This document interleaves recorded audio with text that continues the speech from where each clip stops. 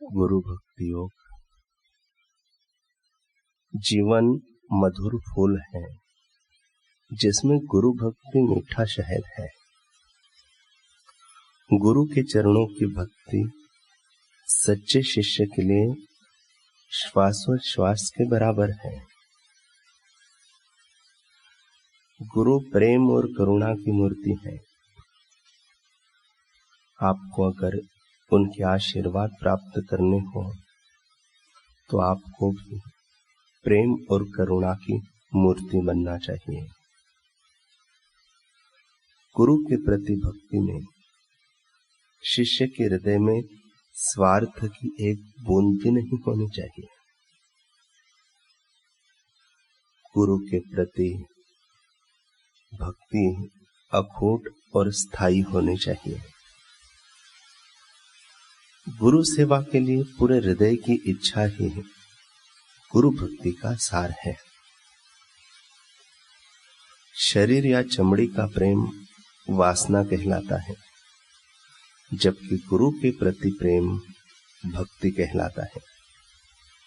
ऐसा प्रेम प्रेम के खातिर होता है।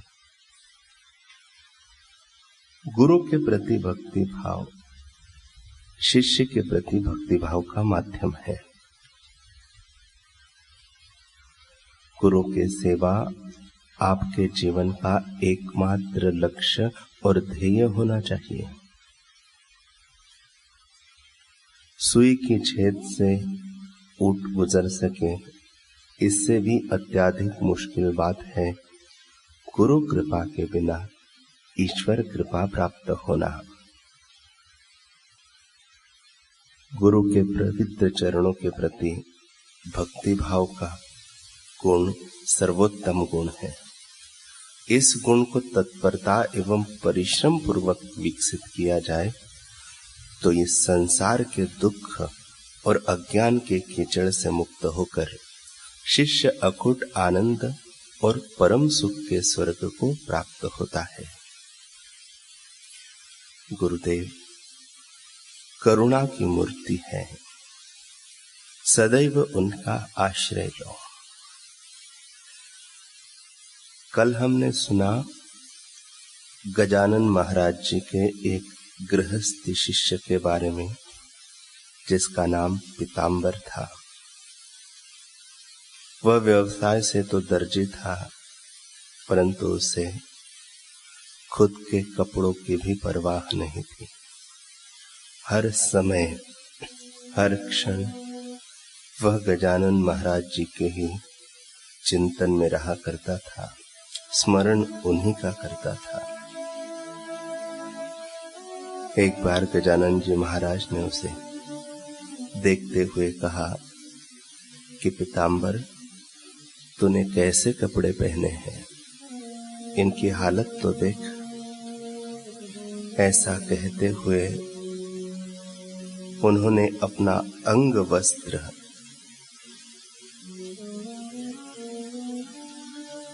उठा के पीताम्बर को ओढ़ा दिया। पीताम्बर गदगद कंठ से गुरुदेव को कहता है, गुरुदेव, आपने मुझे अपना वस्त्र ओढ़ा दिया। कहा आप पवित्र से भी पवित्र और कहा मैं पतित से भी पतित। आपके वस्त्र छूने तक की भी मेरी हैसियत नहीं है, ओढ़ने की तो बात ही दूर। पीताम्बर का रोम रोम रोमांचित हो उठा। वह दंडवत गजानन महाराज के चरणों में लेट गया।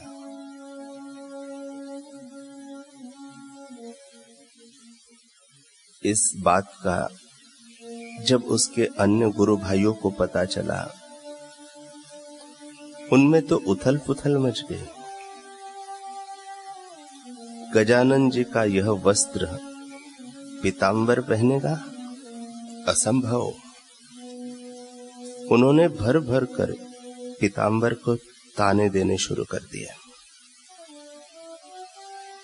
जो भी पीताम्बर को देखता उसे खूब खरी खोटी सुनाता। तू अपनी सीमाएं भूल गया है क्या? लगता है दिमाग 7वें आसमान में पहुंच गया है तेरा। तूने गजानन जी का अपमान किया है। पीताम्बर उनसे बार बार कहता कि नहीं, मैंने गुरुदेव का अपमान नहीं किया। वह वस्त्र स्वयं उन्होंने ही मुझे दिया है, मेरा विश्वास करें।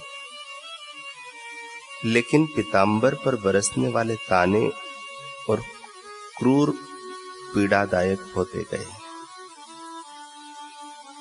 पीताम्बर से जब सहन नहीं हुआ तो वह रोता रोता गजानन जी के पास आ गया। गजानन महाराज उसके मन की बात जानते थे।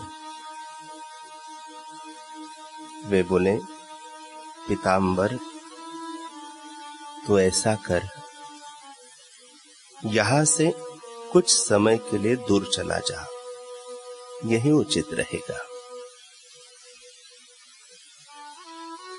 पीताम्बर तो अपनी व्यथा का निवारण करने आया था, पर गजानन महाराज जी ने दूर जाने की बात कहकर उसे और व्यथित कर दिया। पीताम्बर उनके चरणों में गिरकर रोने लगा। गुरुदेव, इतना कठोर आदेश क्यों देते हो?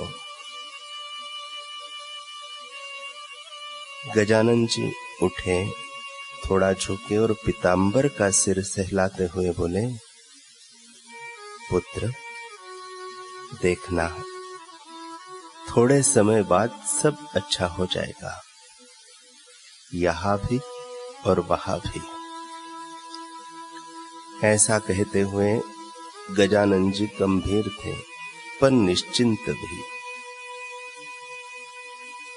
गंभीर इसलिए क्योंकि वे अपने प्रिय पीताम्बर को कठिन परिस्थितियों में से गुजारने जा रहे थे। निश्चिंत इसलिए क्योंकि उन्हें पूरा विश्वास था कि जिस महत्वपूर्ण कार्य के लिए वो पीताम्बर को भेज रहे थे वह उसे पूरा करके ही लौटेगा। पीताम्बर को ऊपर उठाते हुए गजानन जी बोले, इसी में सबका कल्याण होगा वत्स, इसलिए यही मेरी तेरे लिए आज्ञा है। मेरा आशीर्वाद सदा तेरे साथ है। तू जहां भी जाएगा मेरी विशेष कृपा को पाएगा।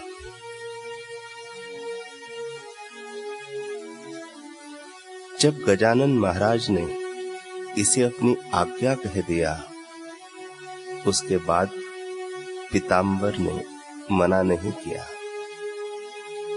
न मुख से न मन से। उसके लिए अपनी पीड़ा का गुरु आज्ञा के सामने कोई स्थान नहीं था। सो उसने गुरुदेव की आज्ञा को शिरोधार्य करते हुए उनके चरणों में प्रणाम किया और वहां से चल पड़ा कहीं दूर जाने के लिए।